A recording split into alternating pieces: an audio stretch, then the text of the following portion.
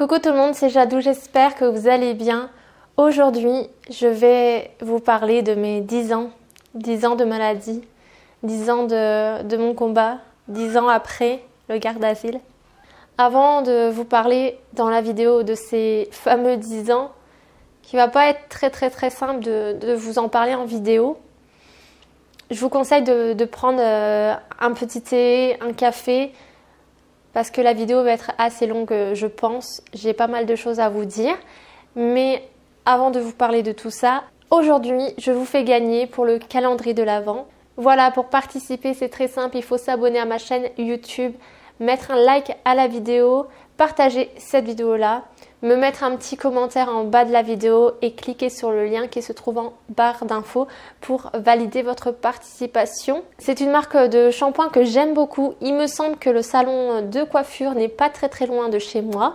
Peut-être 20 minutes, il me semble, vu que le salon est en Belgique et je suis à côté de la frontière belge. Parce que j'étais blonde platine et malheureusement j'ai dû foncer mes cheveux parce que le blond abîmait trop mes cheveux. Et quand j'ai foncé mes cheveux, ça a mis quand même pas mal de temps avant que mes cheveux repoussent. Mais j'ai dû utiliser pour mes cheveux de l'huile de ricin, mais aussi ces shampoings-là qui m'ont sauvé la vie. J'ai vu que mes cheveux ont été plus forts et n'étaient plus du tout cassants. Donc ils ont repoussé très rapidement. Voilà, c'est une petite aparté, c'est une marque de shampoing que je vous conseille. Si vous avez des chutes de cheveux, si vos cheveux ont du mal à pousser, vous allez voir un changement avec cette marque-là. Je vais vous laisser avec mon intro et après on aborde ces fameux 10 ans. Ça va être très compliqué en émotion, mais bon, c'est parti. Bienvenue sur ma chaîne YouTube. Depuis 2014, mes petits cœurs, je fais en sorte que mes rêves de petite fille se réalisent petit à petit avec vous, malgré mon handicap. Il faut toujours y croire. Crois en toi et surtout, ne laisse personne te convaincre que tes rêves sont trop grands. Je vais me replonger dans ce cauchemar qui a commencé. C'est à peu près dans la même période. C'était fin novembre, début décembre. Je me rappelle plus vraiment de la date parce que c'est un moment que j'ai préféré oublier. J'avais 17 ans et demi, j'allais avoir 18 ans. J'étais en première STG ressources humaines. J'étais en cours de maths. La prof, je l'adorais, mais les maths, ça n'a jamais été le grand amour avec moi. C'était à Maubeuge. Et d'un seul coup, j'ai eu une grande douleur dans la tête, insupportable. J'avais l'impression que ma tête allait exploser et c'était ma première grosse migraine. J'ai essayé de lutter face à cette douleur, mais c'était impossible. Je suis pas une fille qui va forcément déranger quelqu'un, mais là, vu que la douleur était juste impossible à tenir, j'ai dû aller au bureau du secrétariat parce qu'il n'y avait pas d'infirmerie. Donc j'ai demandé à la secrétaire d'appeler ma maman parce que ça n'allait pas. Et elle est venue et j'ai été directement au docteur. Je me souviens, chez mon docteur, il y avait un interne en stage de Paris. L'interne m'a fait un examen neurologique. Donc c'est tout simplement de lever les bras en l'air devant toi, fermer les yeux pour tester ton équilibre. Après d'autres choses aussi, si tu sentais encore au niveau de la sensibilité. Et je me souviens que je l'ai effrayé. Il a demandé à mon médecin c'est d'appeler les urgences, que j'allais arriver. Il pensait plus que c'est par la suite, durant l'examen aux urgences, que je l'ai su. Il pensait plus que j'étais en train de faire un AVC jeune. J'ai cru ce jour-là que j'allais repartir le soir, mais non. J'ai dû rester à l'hôpital, hospitalisée. Ils ont fait les examens pour savoir si j'étais en train de faire un AVC. Ça aurait pu arriver, parce qu'on en voit de plus en plus des AVC sur les jeunes. Et non, ce n'était pas ça. J'avais deux soucis, en fait, ce jour-là. Donc ils m'ont refait un examen neurologique à l'hôpital. Et là, ils ont vu que j'avais un déficit tout le côté droit. Ils ne savaient pas pourquoi, ils n'ont pas cherché plus loin. Après, mes douleurs au niveau de ma tête, ma migraine, ils ont fait un examen. Et de là, ils ont vu que j'avais une sinusite phéonidale. Je le dis peut-être pas bien, mais c'est assez compliqué comme mot. Et c'était pas possible que je reparte chez moi aussitôt pour traiter cette sinusite. C'était obligatoirement le traitement par transfusion, si je ne me trompe pas. Pendant ce séjour à l'hôpital, de ce que je me souviens, j'ai eu aucun traitement à croire que c'est comme si j'étais en vacances et je souffrais avec ma douleur.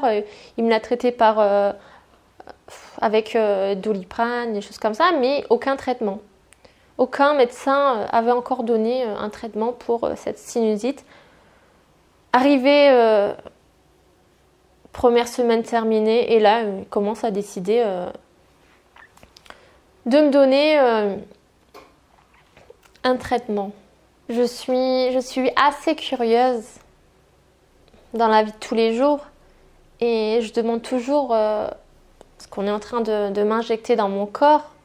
Et heureusement ce jour-là, parce que l'infirmière était en train de m'injecter un antibiotique que j'étais allergique, donc l'Aumentin. Donc je lui demande, excusez-moi, vous êtes en train de me mettre quoi dans la perf et tout, de l'Aumentin. Alors là, je lui dis stop, non, me mettez pas ça. Donc elle m'a demandé pourquoi. J'ai dit je suis allergique. Et elle a regardé dans mon dossier et c'était marqué en rouge allergie au Aumentin. Heureusement que j'ai demandé ce que l'infirmière me mettait parce que le docteur a fait une grosse erreur déjà là. Donc c'est tout. Ils essayent de me trouver un autre antibiotique. Parce que je suis allergique à 2 antibiotiques, donc c'est assez compliqué. Maintenant 3. Ça fait pas longtemps, mais maintenant je suis allergique à 3 antibiotiques que mon corps refuse. Donc ils ont essayé de chercher un autre antibiotique plus un autre traitement. Je sais plus vraiment, mais j'ai le souvenir que quand ils m'injectaient ces 2 produits, ça me brûlait dans mes veines. Je voyais le produit traverser dans mes veines et c'est très simple. Aussitôt qu'ils me mettaient le traitement, je faisais un malaise. C'est très très très dur d'essayer de se souvenir de ces premiers jours de calvaire. Parce qu'à partir de ce moment-là, qu'il y avait peut-être un lien avec le vaccin Gardasil que j'avais fait. Après ces fameuses 3 injections où j'ai mal réagi, pendant ces 3 injections, parce qu'il y en a quand même 3, et ces 3-là, on ne les fait pas en une seule fois. Il y a plusieurs mois d'intervalle. Pendant et après, je tombais souvent. Je ne comprenais pas pourquoi. Par la suite, que j'allais découvrir que c'était une possibilité, que c'était à cause du vaccin. C'est vrai que quand l'équipe médicale est venue me voir et m'a simplement dit « Madame, on vous garde, on va vous monter en euro », j'ai attendu dans une salle très froide où il n'y avait pas d'intimité. Je sais que c'est un manque de moyens, c'est dommage. Ça, c'est l'État. J'ai attendu de longues minutes et je flippais. J'allais avoir 18 ans et je me suis dit, je vais passer mon anniversaire là-bas. Et surtout, c'est quoi ce sale cadeau d'anniversaire pour mes 18 ans? Je suis montée. Je crois que ça va être dur de vous parler là par la suite. Parce que j'en ai jamais parlé sur ma chaîne YouTube. Je n'ai pas parlé de couple et tout. À cette époque, j'étais en couple avec un homme que je croyais par la suite qu'il allait me soutenir dans ma maladie. Mais par la suite, il a été lâche et m'a beaucoup trahi. Pendant ces 2 semaines d'hospitalisation, il était là tous les jours, mais il n'avait pas de permis, il n'avait pas de travail.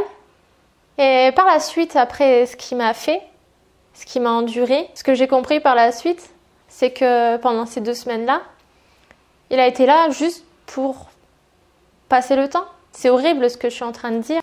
Mais vu qu'il a été lâche, comment voulez-vous que j'arrive à penser qu'il a été là pour moi? Je vais vous en reparler de ce qui s'est passé.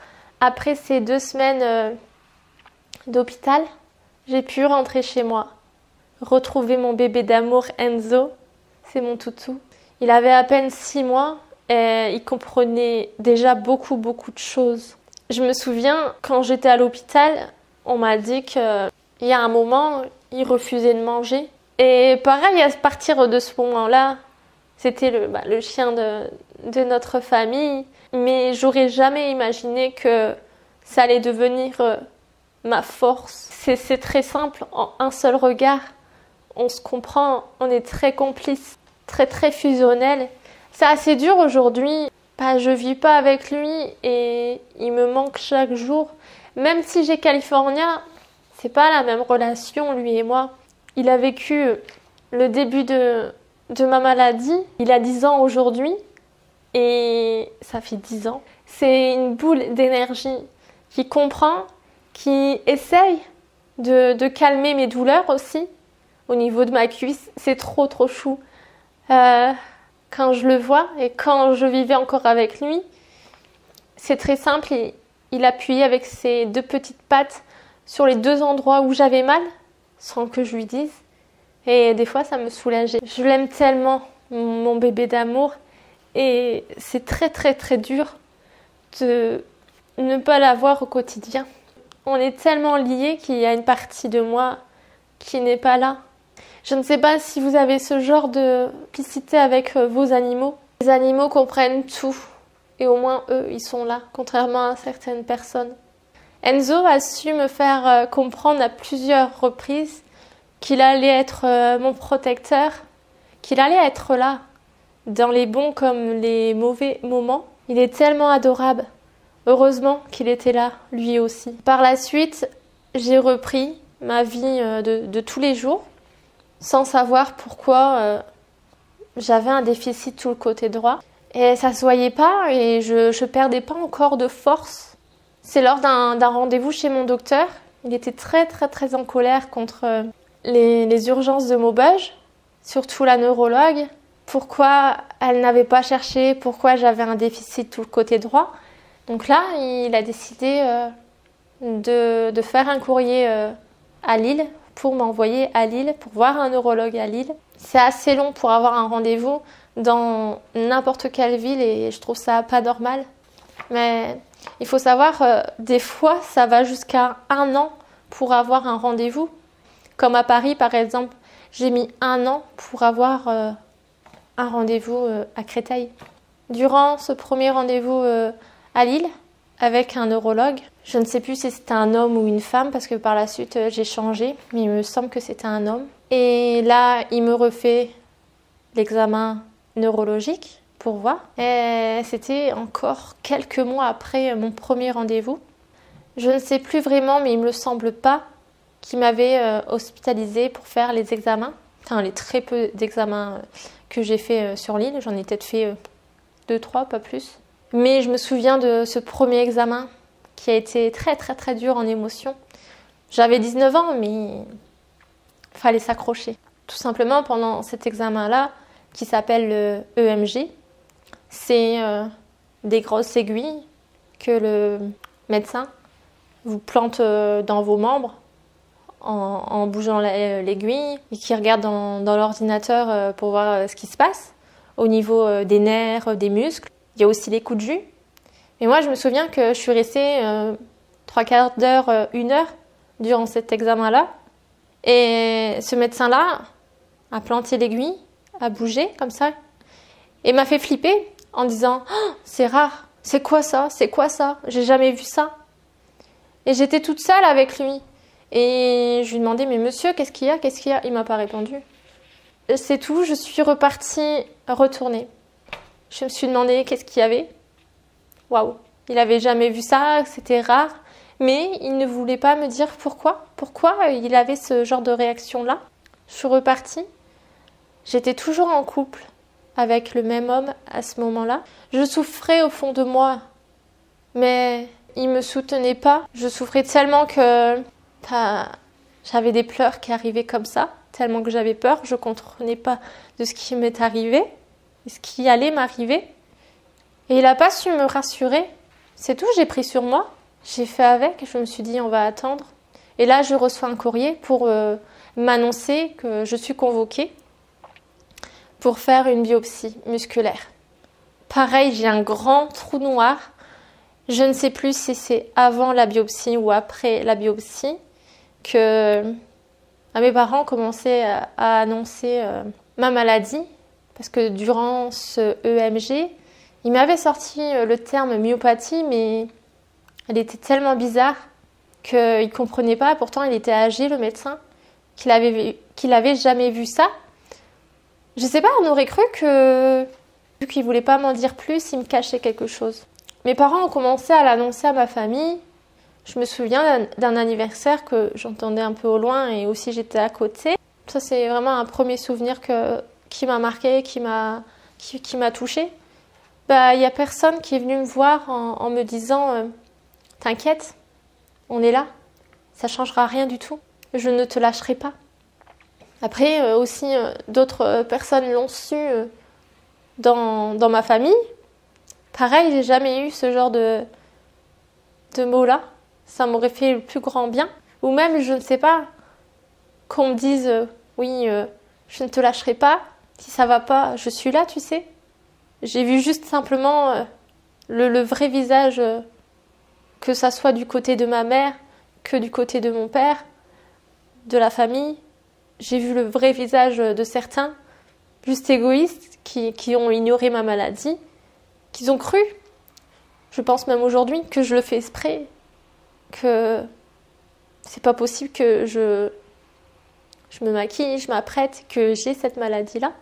Je sais que ça peut faire peur, le handicap, la maladie, mais on est une personne.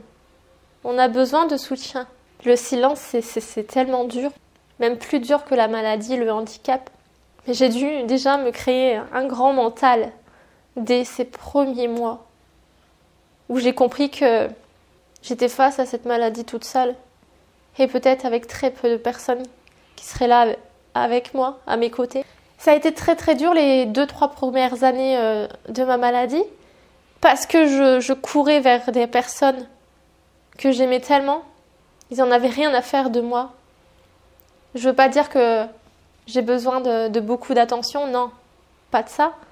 J'ai eu juste besoin, à un moment donné de ma vie, un peu de soutien. Et j'en ai pas eu. Même quand j'étais hospitalisée pendant ces 2 semaines à l'hôpital, il n'y en a aucun qui est venu me voir à l'hôpital. Ceux qui sont venus me voir à l'hôpital, c'est ceux qui sont là aujourd'hui avec moi. Je ne vais pas vous cacher que ça me fait rien encore aujourd'hui, mais il y a des moments, c'est dur. C'est dur et c'est un petit traumatisme que j'ai essayé et que j'essaye de plus en plus de les oublier parce que je me dis que tu t'es construite toute seule et l'important c'est toi. Donc pense à toi et ne pense pas à eux, surtout. Pense à toi et pense à ceux qui t'aiment et à ceux qui ont été là. Et j'ai su le faire et j'ai su renvoyer, comment on peut dire, l'appareil. Je n'étais pas là dans certains moments où ils avaient besoin d'être soutenus. Parce que c'était plus fort que moi, j'aurais pas su. Donc c'est pour ça qu'il y a certains moments que j'ai su rendre l'appareil à certaines personnes, d'autres non. Mais ça arrivera par la suite parce que j'ai la parole et j'aurais pas peur de dire les choses en disant que c'est une honte. Arriver au moment où je dois faire cette fameuse biopsie, c'était un traumatisme pour moi. Le deuxième traumatisme, le premier c'était l'examen EMG où j'ai eu très très très peur. Et là, ce deuxième traumatisme, ça a été un calvaire ce jour-là. J'arrive dans la salle où j'allais me faire opérer, allongée sur la table d'opération. Les 2 chirurgiens ne savaient pas du tout où ils allaient m'ouvrir pour faire ma biopsie musculaire. Ça s'est décidé à 2-3 minutes avant qu'ils m'ouvrent. Leur parole, surtout à un seulement, c'était on va te le faire à ton bras. Si on le fait à ta jambe, tu marcheras plus. Donc il m'ouvre mon bras droit pour prélever plusieurs échantillons de muscles. Et là, durant l'opération, waouh, il coupe mon muscle et me dit, regarde, c'est ton muscle, ça ressemble à un morceau de viande. Il me le montre comme ça, sans gêne, au lieu de me demander si j'avais envie de le voir. Et j'aurais préféré pas le voir du tout. Parce que c'était déjà assez compliqué de faire cette biopsie-là. J'ai juste eu pas le choix de le voir. Ils ont refermé ou ils ont ouvert à mon bras pour faire la biopsie. La cicatrice, elle est juste horrible. Je ne sais pas comment il a pu faire cette cicatrice-là, mais même lui, quand je l'ai eu en consultation quelques mois après, il m'a sorti « Ah, elle est moche ta cicatrice, c'est qui l'a faite ?» Moi, je lui ai répondu « Bah, c'est vous ». Là, il m'a plus répondu après. Je dois attendre quelques mois pour avoir les analyses de cette fameuse biopsie. Je ne vous ai pas dit, il m'est arrivé un calvaire durant cette biopsie-là. J'étais toujours en couple avec le même phénomène, le même homme.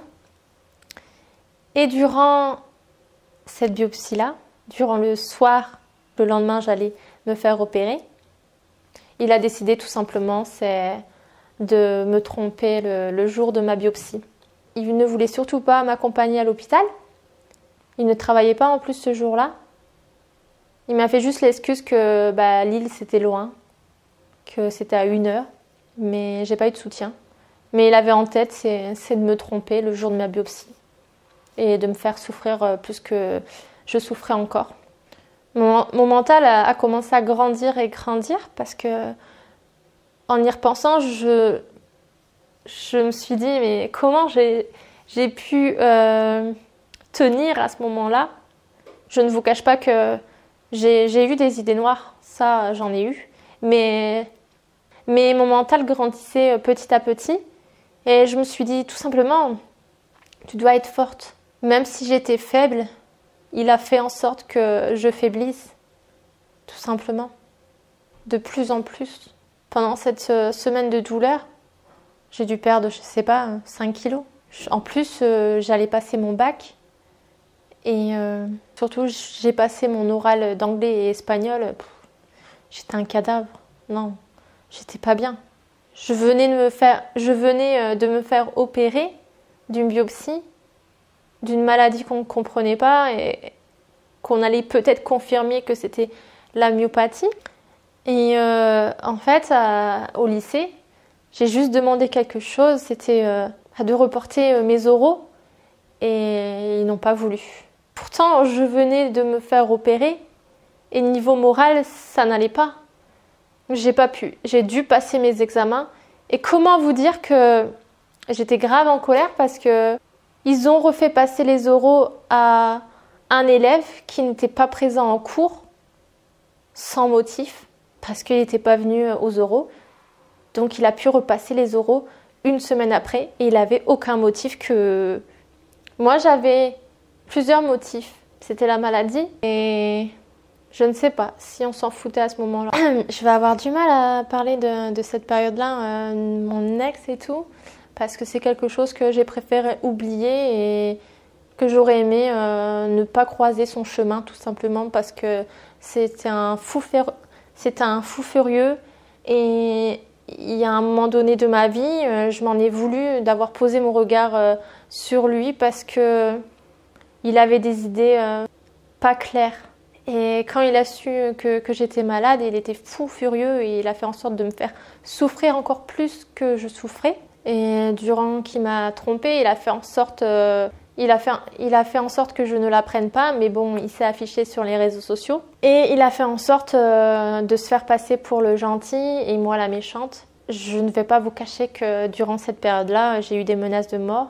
Ça a été dur de gérer ça toute seule. Et en fait, quand j'étais avec lui, je me dis quelque part, c'est un mal pour un bien que je ne suis plus du tout avec lui parce que il commençait à être violent. Et dans ses gestes, ça se voyait. Et puis j'ai toujours été là pour le soutenir dans ses problèmes familiaux. Par exemple, il ne connaissait pas son père et donc j'ai toujours été là, je l'ai toujours soutenu. Vu qu'il savait qu'il avait des origines allemandes, à un moment donné, vers la fin en fait, que j'étais avec lui, j'étais choquée de ses propos. Il devenait raciste auprès des rebeux, mais devant ça assumait pas. Combien de fois je me suis engueulée avec des propos qu'il avait, même choquée de certains propos quelques semaines avant ma biopsie. Tout simplement, il prenait son père pour Hitler. Il disait Hitler c'est mon père et c'était un dieu pour lui. Je me suis dit mais il est fou.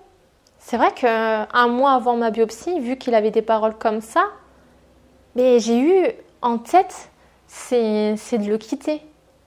Mais j'avais pas la force de le quitter. Mais je pense qu'à un moment donné, s'il m'aurait pas trompée, je l'aurais quitté. Parce que je pouvais pas approuver certaines paroles de ce qu'il disait. Et je pense que si j'aurais pas eu mes problèmes de santé, je l'aurais quitté très rapidement. Après cette période-là de ma biopsie, j'ai commencé à revivre. Mais pendant un an, j'avais des menaces. Il me harcelait. Même s'il m'avait trompée avec une fille qu'il a pris comme ça parmi d'autres, il essayait de me revoir. Je l'ai même revu à un moment donné, qui voulait que je l'attende. Mais fallait que j'attende qu'il voit si ça marchait avec l'autre. Je lui dis non, c'est hors de question. Et vous savez, je souffrais tellement suite à mes problèmes de santé que je me suis quand même dit genre ouais, je vais me remettre avec. Le mec, il me fait souffrir, il n'est pas là pour me soutenir. Il pense qu'à sa gueule. Et c'est vrai que petit à petit, j'ai revis. J'ai ressorti. Pour lui, je ne devais pas me changer les idées, être bien. Parce que déjà, il avait le mental d'un Hitler. Donc pour lui, maladie égale mort. Fallait que... Et non. J'avais le droit de vivre. Je suis ressortie plus forte que ça suite à cette histoire. Que c'est assez dur d'en parler parce que je croyais que c'était l'homme de ma vie. Maintenant, cette histoire-là est très très très loin. Que je ne vous cache pas que j'ai oublié pas mal de choses de cette histoire-là. Je suis quand même restée 2 ans avec, mais j'ai oublié beaucoup de choses de cette histoire-là pour me protéger et pour avancer. C'est à peu près dans la même période, quelques mois après, que je découvre un témoignage qui allait me bouleverser. C'était un témoignage sur France 2 d'une maman infirmière et d'un papa médecin. Et j'allais apprendre que tout simplement qu'il y avait peut-être un rapport avec le vaccin Gardasil suite à mes problèmes de santé. Et là, j'ai regardé avec ma maman quand j'ai été vaccinée de ce vaccin Gardasil.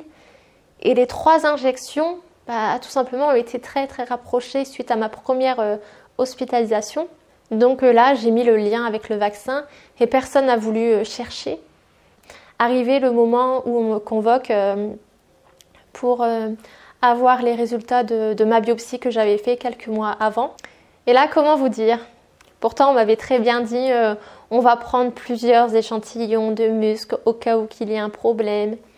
Et en fait, sans cœur, cette jeune neurologue qui venait d'être neurologue cette année-là, m'a dit tout simplement on va refaire la biopsie parce que la biopsie a été mal transportée, donc ça a été compliqué pour l'analyser. Et là, de rage, de colère au fond de moi, je me suis mis à pleurer. Je suis même sortie de ce bureau-là. Et quand je suis re-rentrée dans ce bureau-là. J'aurais cru que ce jeune médecin neurologue m'aurait rassurée, m'aurait dit quelques mots pour me toucher, pour être là, parce que j'étais sa patiente quand même, j'étais pas une machine. Et non. Et là, elle m'a encore mis un poignard dans le cœur en plus. Alors là, elle m'a fait ce sale chantage. Elle m'a dit, soit on fait ta biopsie, si on ne la fait pas, on ne te suit plus. Ah bah je lui ai dit, écoutez madame, au revoir. Elle croyait que j'allais changer d'avis, mais non, je n'avais plus du tout confiance. Je lui ai même dit que si ça recommençait, on faisait comment?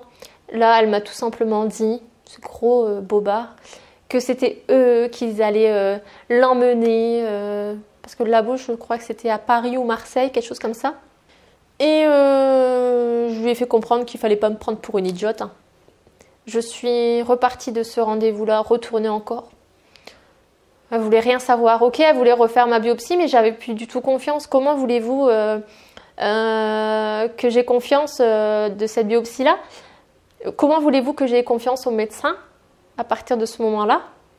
Je lui ai évoqué de ce qui s'était passé durant la biopsie et elle m'a dit que le médecin qui m'avait dit comme ça, s'il m'opérait à ma jambe, je ne marcherais plus jamais, que c'était pas vrai.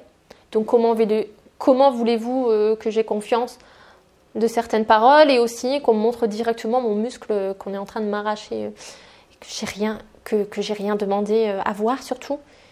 Et avec mes parents, on lui a évoqué le vaccin Gardasil tout de suite. Non, non, c'est pas ça, c'est pas ça.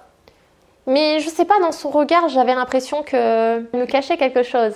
C'était assez bizarre. Je lui ai même dit, mais je ne sais pas, mais faites des examens. Non, non, c'est pas la peine, c'est pas ça, c'est pas ça, c'est pas ça. Et j'ai ressenti dans la voix de la neurologue, sachant que c'était sa première année en tant que neurologue, si elle mettait le doigt sur les vaccins avec les métaux lourds, aluminium, bah, elle risquait sa place tout simplement. On pouvait la radier de l'ordre des médecins, comme un médecin par la suite a eu le cas, le docteur Joyeux. Parce que ce médecin-là a fait en sorte qu'on l'entende. Il voyait des patients souffrir d'une maladie à cause des vaccins avec des métaux lourds, aluminium. Mais il a toujours dit qu'il était pour les vaccins, mais sans toutes ces merdes qui se trouvaient à l'intérieur des vaccins qu'aujourd'hui, bah, si vous retrouvez encore des métaux lourds et de l'aluminium, c'est tout simplement pour ça, pour le fric. Et malheureusement, aujourd'hui, je sais que les vaccins sauvent la vie de nombreuses personnes. Et je le dis souvent que je suis pour les vaccins, mais sans toutes ces merdes-là. Du jour au lendemain, quand il t'arrive quelque chose à cause d'une vaccination, tu es toute seule. Tu es seule face à ce monde horrible qui te fait croire que c'est pas possible de tomber malade à cause d'un vaccin. Parce qu'un vaccin te sauve la vie. Et quand ça t'arrive, sachant que avant ces fameuses injections, je n'ai jamais eu de soucis de santé. Et je faisais l'équitation, même du horseball. Donc j'aurais pas pu faire ce genre de sport-là si j'avais des soucis de santé. C'est vrai que certains diraient, mais c'est pas possible que c'est dû au vaccin parce que tu as une myopathie, on te l'a annoncé comme ça, que c'est génétique la myopathie, mais il n'y a personne de ma famille qui l'a eu, même bien avant, sachant que la myopathie que j'ai aujourd'hui, elle est très très très bizarre. On n'a jamais vu ça. Elle est trafiquée. Et je sais que, je vous l'ai déjà dit, on a tous une maladie au fond de soi, mais à un moment donné de notre vie, cette maladie-là, tu peux la déclencher suite à un choc, suite à des émotions très fortes. Suite à un vaccin, par exemple, c'est un choc à cause de l'aluminium. Normalement, l'aluminium, tu l'élimines au bout de 15 jours, donc par l'urine, mais d'autres, ça reste dans le cerveau. Donc, suite à ça, tu déclenches des maladies qui sont au fond de toi. Ça fait des dégâts. Et pour vous dire que même encore l'année dernière, j'ai dû être hospitalisée à Créteil, on a cherché loin, loin, loin dans ma famille pour voir si quelqu'un avait eu une maladie qui ressemblait à la myopathie. Non, personne. Je suis la seule. Et surtout, la maladie que j'ai, c'est une myopathie congénitale. Et c'est ça le gros problème. Myopathie congénitale, parce qu'on a ajouté ce deuxième terme l'année dernière, et c'est pas possible. C'est ça, il y a un grand point d'interrogation. Pourquoi la myopathie congénitale, elle est arrivée sur mon chemin dès 17 ans et demi, et petit à petit par palier, et ça, c'est pas possible. C'est ça, c'est le grand point d'interrogation. Et qu'aujourd'hui, j'ai envie de vous dire, les neurologues en France, j'en ai peut-être vu 3 seulement dans ma vie, mais j'ai été beaucoup déçue là. J'ai cru refaire confiance l'année dernière, parce qu'il y a 2 ans, j'ai repris le chemin des hôpitaux pour essayer de comprendre pourquoi j'ai cette myopathie et pour essayer d'avoir un traitement. Et j'ai cru, durant ce premier rendez-vous, qu'un médecin enfin me comprenait. Et en fait, j'ai envie de vous dire, ça a été assez compliqué. J'ai dû refaire une biopsie et j'ai pas voulu au départ. C'est vrai qu'il m'a rassurée durant cette biopsie. Durant cette biopsie, elle est juste ici. C'est vrai qu'il a su trouver les mots, ce neurologue-là, pour que je fasse cette biopsie-là. Parce que je vous avoue que je voulais pas. Et ça a été très dur durant ces 2 semaines d'hospitalisation, donc une semaine d'examen et une semaine, un examen seulement et la biopsie. Parce que tout est remonté à la surface. Que ça soit ma première biopsie, que ça soit mon ex qui m'a fait souffrir, qui a fait en sorte que je culpabilise d'avoir ces problèmes de santé. Tout est revenu à la surface. Ça fera 2 ans l'année prochaine que on m'a réouvert. Et ouais, j'ai cru avoir reconfiance en ce médecin-là. Ça fera 2 ans l'année prochaine que j'ai pas vu mon neurologue, il veut pas du tout me voir. En mai 2018, il me convoque pour me dire les résultats suite à mes 2 hospitalisations. Il a eu du mal à me l'annoncer de ce qui se passait, que j'allais rien avoir comme traitement. Là, il me l'annonce tout doucement que j'ai une myopathie congénitale, mais je comprends pas pourquoi. C'est encore assez flou pour lui. Il m'explique que la myopathie congénitale, c'est pas possible à 17 ans et demi, surtout un parcours comme le mien, petit à petit comme ça, par plusieurs paliers, par plusieurs chutes, c'est pas possible. Il m'explique que la myopathie congénitale, c'est dès la naissance, c'est très handicapé, c'est pas plus d'un seul côté. Et là, je lui dis, mais comment ça se fait que ça arrivait juste après le vaccin Gardasil? Il n'a pas voulu encore évoquer le vaccin Gardasil. Il a complètement ignoré de ce que je lui disais par rapport au vaccin Gardasil. Il flippait. De voir ma maladie, mais c'était trop bizarre, j'étais rare. Mais ça, je ne sais pas combien de fois je l'ai entendu durant ces 10 ans que j'étais rare. Et je lui ai dit, mais je ne sais pas, mais parlez de moi. Vous avez peut-être des confrères aux États-Unis, dans d'autres pays. Je dis peut-être des bêtises, mais me laissez pas comme ça. C'est tout. Il m'a rien dit. Ouais. Il m'a rien dit. Et je bouillonnais au fond de moi. Waouh. J'ai dû faire un dernier examen. Qu'aujourd'hui, j'ai toujours pas les résultats et je vais vous en parler là juste après. C'est complètement bizarre. Je comprends pas. Et donc je bouillonnais en moi de colère. À ce moment-là, j'avais des douleurs au dos, mais vous savez, le dos, c'est comme une carte postale de ta vie. Je sais pas si je m'explique bien. De chaque épreuve de ta vie. Donc les douleurs, elles sont là. Et je m'en foutais de mes douleurs. J'ai jamais mal au dos, mais c'était vraiment... j'en avais marre de tout. Et je voulais qu'on m'entende, qu'on m'aide. Et là, je voyais encore que... il voulait pas m'aider. Il voulait me laisser comme ça. Sachant que... Pour lui, c'était marqué myopathie myopathie congénitale, mais... Donc c'est tout, je vais voir l'infirmière pour me faire ma prise de sang ADN. En fait, pour voir ma propre ADN. Et là, j'arrivais pas à parler. Et je me suis dit, si je parle, je pleure. Et elle m'a dit, ça va. Elle me dit, ça va. Et alors je fais... Et je me suis retenue de pleurer. Et je vois qu'elle me dit, ça n'a pas été. Et là, tout a lâché. Je me souviens que je lui ai sorti, j'y arriverai jamais. Et elle m'a dit, mais comment ça, tu n'y arriveras jamais? Je lui ai parlé de ma passion.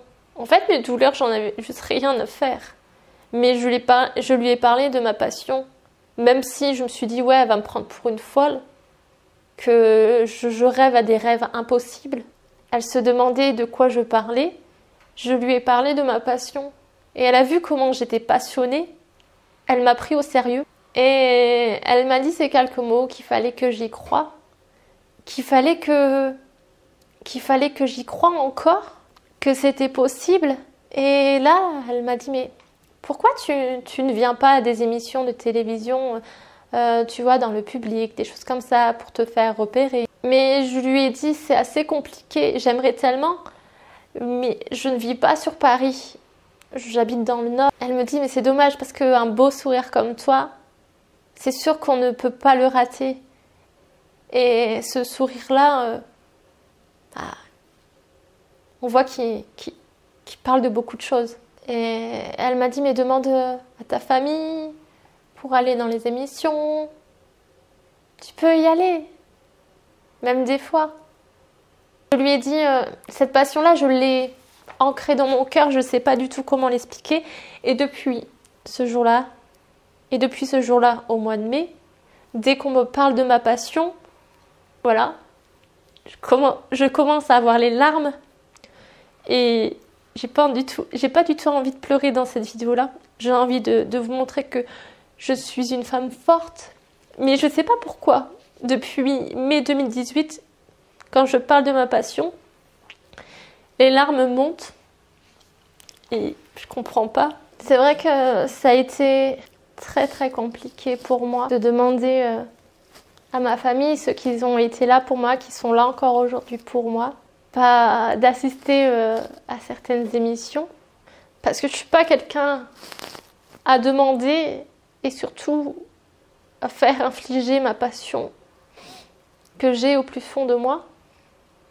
Je lui ai dit que à cette infirmière là qui m'écoutait que je faisais YouTube et elle m'a dit c'est très très très bien. Et elle m'a dit j'en suis sûre qu'un jour quelqu'un va te repérer pour ce que tu es, tout simplement. Ça fera 2 ans au mois de janvier que j'ai été la première fois sur le plateau de Touche pas à mon poste avec Cyril Hanouna. J'ai été avec un ami qui habite pas par ici, qui me l'avait proposé. J'ai demandé à ma sœur de me conduire chez mon ami en question, qui habite pas du tout par ici. Ça m'a embêté un petit peu, mais j'y ai été. Et quand j'ai été sur ce plateau-là, j'ai eu un deuxième gros coup de cœur. J'ai retenu mes larmes, même si au fond de moi, j'ai commencé à flipper. Parce que je me suis dit, je me sens tellement à ma place dans ce milieu-là. Vous savez, depuis que je suis toute petite et depuis aussi mes études, j'étais timide au départ. Donc je me suis dit, je vais faire de la vente. C'est peut-être mon petit truc et tout. Je sentais au fond de moi qu'il y avait quelque chose que j'aimais énormément. Mais je me le cachais au plus fond de moi que je me mentais tout simplement à moi-même. Je me mentais tout simplement à moi-même que j'aimais énormément et que j'aurais aimé prendre la place, j'avoue, de certains présentateurs de télé. Parce que je regardais ces émissions-là par passion. Je les fixais même, je regardais le moindre de mimique, comment ils faisaient. Je m'en suis pas rendu compte tout de suite. J'ai commencé à faire de la vente, je me suis dit, tiens, je serais peut-être un peu moins timide. C'est pour ça, c'est venu que j'aime bien parler. Durant ces 2 premières années de vente, je faisais bien mon job au niveau des stages. J'avais des bonnes notes en vente, mais c'était pas encore ça que je voulais faire. Ça aurait dû me faire tilt. Parce que durant la 4e et 3e au collège. J'ai déjà fait un stage en communication à l'hôpital. C'est pareil, j'aimais bien le milieu, mais c'était pas encore ça. J'ai fait un stage en presse écrite. Donc c'était La Voix du Nord, par chez moi. Pareil, j'aimais bien, mais je me suis dit, on avance tout doucement. Mais je ne sais pas encore c'est quoi que j'aime bien. Et en fait, c'était là. C'était les émissions que je regardais le week-end ou durant la semaine. Après mon BEP vente, j'ai décidé c'est de faire un bac STG ressources humaines. Maintenant, je crois qu'il s'appelle bac STMG, me semble. Je ne sais plus. J'avais des bonnes notes en ressources humaines. J'ai pris l'option ressources humaines. Pourquoi j'ai pris le bac STG ressources humaines? Parce que tout simplement, j'aimais la communication et je me voyais très mal faire un bac général. Vu que j'étais nulle en maths et tous les trucs physiques et tout, j'étais complètement nulle. Donc j'ai préféré faire le bac STG ressources humaines. J'avais des bonnes notes en ressources humaines, en management. Pour vous dire que ressources humaines, c'est COEF 12. Et au bac, parce que suite à mes problèmes de santé, ce qui m'est arrivé par la suite aussi, j'avais beaucoup de fatigue chronique. J'ai eu mon bac au bout de la 3e fois. Je l'ai eu toute seule parce que j'ai fait un BTS communication à la maison. Et donc la 3e fois que j'ai eu mon bac toute seule, quand je préparais mon BTS communication, j'ai eu 15 en tout, donc COEF 12. Donc c'est pas mal quand même. Et j'ai eu des meilleures notes en préparant mon bac toute seule. Que pendant cette première année de BTS, j'ai voulu faire un stage en radio. Et je l'ai fait. Et c'est pareil, c'était un coup de cœur. Waouh! J'adore ça. Mais c'était quand même un coup de cœur, mais il me manquait quelque chose. C'est vrai qu'à un moment donné, je me suis dit, oh, j'aurais bien aimé faire de la télévision. Et quand j'ai fait ma première année de BTS, je n'aurais jamais imaginé qu'un jour je me retrouverais dans un fauteuil roulant. J'ai commencé à prendre une béquille, mais aucun médecin, même suite à ma première biopsie, bien avant aussi qu'on m'avait annoncé ma myopathie, on m'a jamais dit un jour tu risquerais d'être en fauteuil roulant. Jamais.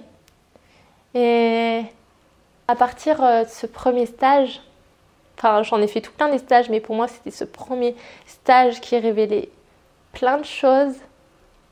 Je me voyais déjà, même quand j'étais petite, hein, je me suis dit télévision, puis après pouf, je me suis menti à moi-même.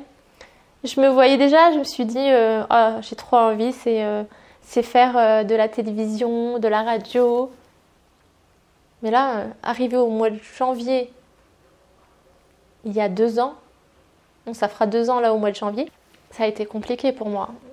Ce coup de cœur, waouh! Je pars dans tous les sens en vous racontant un peu de ma passion, mais c'est pour essayer de vous faire comprendre que j'ai essayé de me chercher. Et il n'y a personne qui le sait, mais c'est vrai qu'à un moment donné, quand il y avait encore Secret Story, que j'arrivais encore à cacher mes problèmes de santé, j'avais envie, de participer à l'émission pour faire passer un message positif par rapport à la maladie. À partir de ce moment-là, je ne parlais pas encore du handicap, mais pour faire passer un message positif pour la maladie. Et bien sûr, mon secret, vous aurez dû vous imaginer, ça aurait été quoi? Vu que j'arrivais bien à cacher ma maladie. Ça ne s'est pas fait parce que je devais passer mon bac. Et je vous avoue qu'aujourd'hui, je le regrette un petit peu parce que j'aurais bien aimé faire passer ce message-là à la télévision. Et peut-être que j'aurais eu des portes qui seront ouvertes pour moi. Parce que je ne vais pas vous cacher que je savais très bien que ça allait être une grande vitrine pour moi, pour me faire connaître. Mais bon, aujourd'hui, je me dis, si ça ne s'est pas fait, c'est que ça ne devait pas se faire. et il y aura quelque chose d'autre demain, voilà. Cette année, il y a eu 2 moments inattendus. Après cette première fois à Touche pas mon poste, je suis retournée à Touche pas mon poste peut-être 1 an après avec ma sœur et j'ai commencé à me faire repérer tout doucement par les gardes. Pourtant, j'ai pas été beaucoup de fois à Touche pas mon poste, peut-être 4 ou 5 fois. Mais déjà au bout de la 2e fois, j'ai commencé à me faire repérer par les gardes vu que je suis en fauteuil, toujours le sourire, cette petite fleur-là qui me lâche pas, c'est ma petite marque de fabrique. Je sais pas comment expliquer à moi pour vous montrer qu'il faut toujours avoir le sourire quoi qu'il arrive. Au mois de juin, j'ai été pour la première fois et c'est la seule fois que j'ai été au 12 coups de midi. En fait, j'avais mis durant cette émission-là un t-shirt que j'ai fait à mon effigie avec mes réseaux sociaux, avec ma phrase aussi, c'est « Ne laisse personne te convaincre que tes rêves sont trop grands ». Et au début de l'émission, Jean-Luc Reichmann, vu qu'il y avait le maître de midi, Paul, trop touchant, trop gentil, qu'il était là. Au début de l'émission, il est venu me dire bonjour. Pour moi, c'était juste magique. Déjà ça, c'était juste trop magique de venir me dire bonjour en pleine émission. Et il commence à parler à Paul de son parcours des 12 coups de midi. Et là, il vient vers moi en lisant la phrase qui se trouve sur mon t-shirt « Ne laisse personne te convaincre que tes rêves sont trop grands ». Il dit tout simplement ces petits mots-là que la preuve en est que Paul est là et que je suis là dans les 12 coups de midi. Et voilà. Et en fait, c'était un tournage pour 3 jours de télévision. On m'a aperçu au 2e jour, on m'a aperçu aussi. 3e jour, c'est pareil. Mais j'ai été déçue de la production parce que à un moment donné, il y a une question par rapport à YouTube. Et là, Jean-Luc Reichmann dit on a la chance d'avoir une youtubeuse de Maubeuge qui est là, c'est Jadou. La production a coupé ce passage-là, mais le premier passage, il ne pouvait pas couper. Mais bon. Mais sinon, Jean-Luc Reichmann, super gentil. Waouh. J'ai dû attendre 2 mois pour voir la diffusion. C'était en juin. J'ai mis le passage sur ma chaîne YouTube.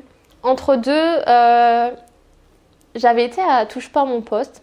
C'est pareil, je me suis dit, allez, je vais mettre mon t-shirt, mon autre t-shirt noir à mon effigie et tout, pour voir si ça fait tilt à Cyril et tout. Pourtant, en fait, derrière mon fauteuil, j'ai toujours ma petite phrase et mes réseaux sociaux et tout, et ma chaîne YouTube. Mais ça, on le voit pas forcément. Mais je me suis dit, ça va faire peut-être tilt à Cyril. Non, du tout. Donc c'est tout. Donc c'était dans la grande Darka. J'arrive et tout. Même les gardes me reconnaissent. Bonjour, ça va, tu vas bien? Et là, en fait, Laurent Baffy arrive et me voit, me dit bonjour et tout. Je ne sais pas ce qu'il y a eu. Il sort son téléphone, il prend plein de photos avec moi. Bon, je vous avoue que je les ai jamais vues sur les réseaux sociaux.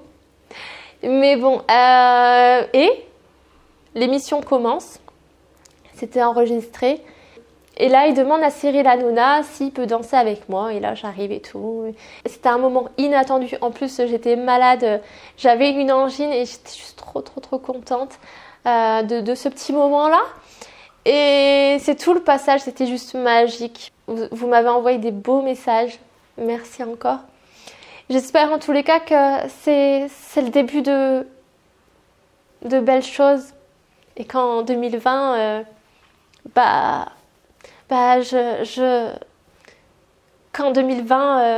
j'espère qu'en 2020, enfin, que j'aurai ce joli cadeau. C'est bientôt mon anniversaire, c'est le 21 décembre. Waouh! Et je vous avoue que je serais tellement heureuse pour la première fois, on va dire, parce que j'arrive pas à être heureuse. Parce que cette passion-là me bouffe tellement au niveau du cœur. Je l'aime tellement au plus profond de moi que chaque mois, chaque année, ça me fait mal de ne pas arriver à mes objectifs à cause de mon handicap, à cause de la vision qu'on a du handicap en France. Et je ne sais pas comment vous dire, mais j'aimerais tellement aussi casser cet tabou du handicap, parce qu'on est capable de beaucoup de choses. Parce que vous savez, c'est pas parce qu'on a un handicap qu'il n'y a rien dans la tête. On est capable de beaucoup de choses. J'ai été capable de surmonter pas mal de choses, pas mal d'épreuves durant ces 10 ans. Pourtant, j'ai été plusieurs fois face à ma maladie toute seule, ou voire avec très peu de personnes. Parce que même avec mon sourire, ceux qui ont un problème avec mon handicap, j'ai pas envie d'être vulgaire dans cette vidéo-là, mais même avec un grand sourire, j'arrive à leur dire je vous emmerde. Je suis là et j'y resterai. Voilà mes petits cœurs pour cette vidéo-là qui n'a pas été facile à tourner. Ça a été dur. Je vous avoue que même la veille que je savais que j'allais tourner la vidéo, j'étais pas bien.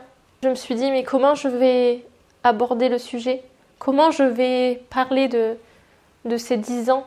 J'ai peut-être pas tout dit, mais je pense que j'ai juste dit l'essentiel.